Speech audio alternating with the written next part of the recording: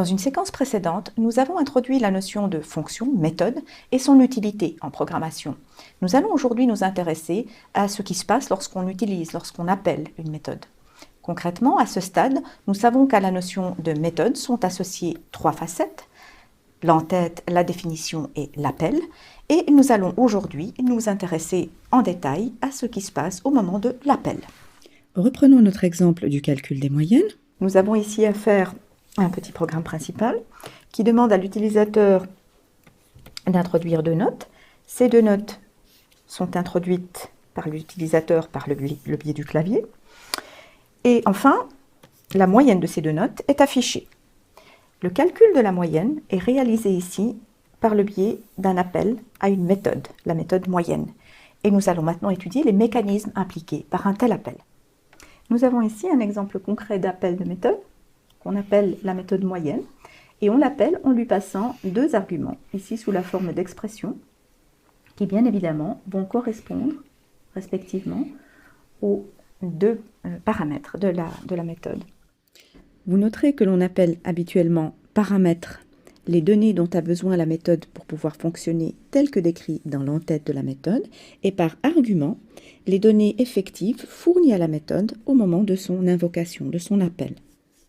Donc le but ici est de décortiquer ce qui se passe au moment où un tel appel est exécuté. La toute première étape qui est effectuée consiste en fait à évaluer les différents arguments, et en Java, cette évaluation va se faire systématiquement de gauche à droite. Donc ici concrètement, le premier argument est évalué, donc l'expression est évaluée, qui va retourner une valeur de 2.3. La seconde, ce qui va produire la valeur 4.25. Ensuite, seconde étape, il faudra établir le lien entre concrètement ces arguments et les paramètres de la méthode. C'est ce qui se passe au moment de la seconde étape. Donc, lors de la seconde étape, on va apparier le paramètre x avec le résultat de la première expression. X vaudra 2.3. Et apparier y avec le résultat de l'évaluation de la seconde expression, 4.25. Nous nous trouvons donc dans la situation où les paramètres x et y ont des valeurs concrètes avec lesquelles la méthode va pouvoir maintenant travailler et s'exécuter. Troisième étape, le corps de la fonction est exécuté. Ici, en l'occurrence, le corps consiste en une instruction unique qui est le retour, donc ici l'expression de retour. Donc ici, le corps à proprement parler, avant l'expression de retour, ne fait rien de particulier. Quatrième étape, c'est l'expression qui va servir de valeur de retour qui maintenant va être évaluée. Donc concrètement, x plus y sur 2 va être calculé, ce qui produira le résultat suivant.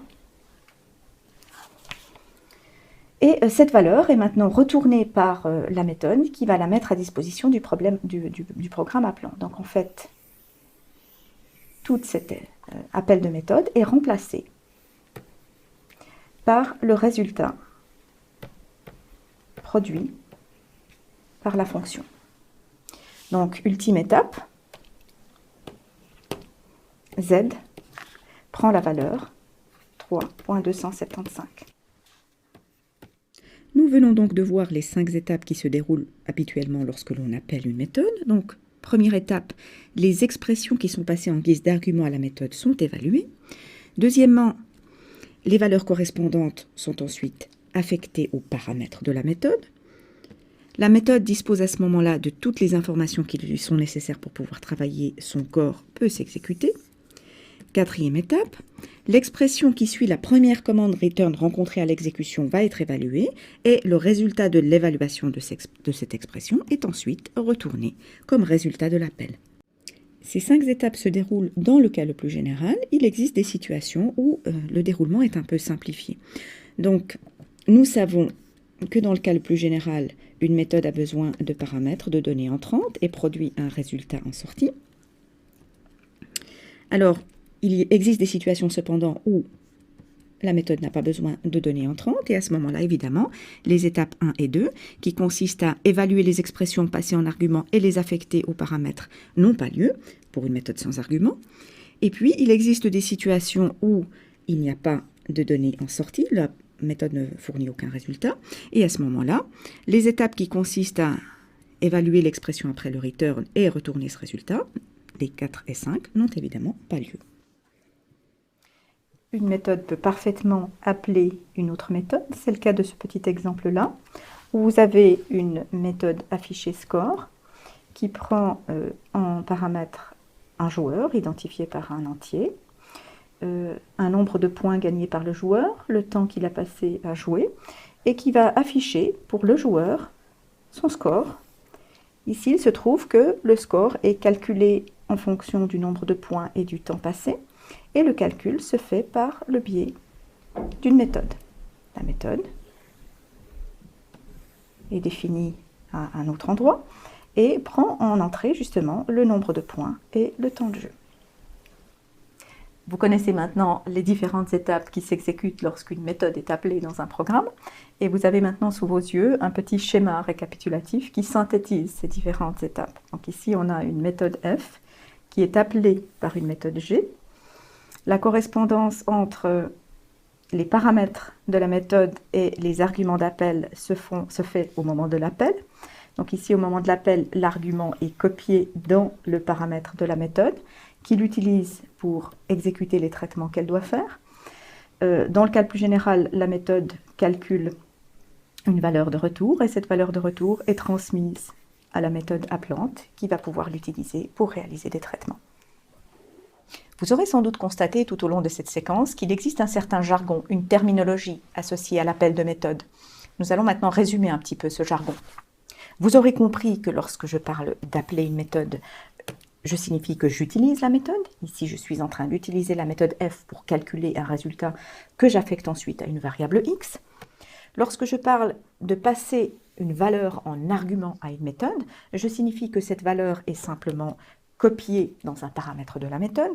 Et enfin, lorsque je dis qu'une méthode retourne la valeur de y, par exemple, je signifie que l'expression de l'appel de la méthode sera simplement remplacée par la valeur retournée. Donc si on prend un petit exemple concret maintenant, supposons que nous ayons ici une méthode f dont la dernière instruction soit celle-ci. Supposons que cette méthode soit appelée de cette façon-là et qu'au moment de cet appel, la valeur de y soit concrètement 5.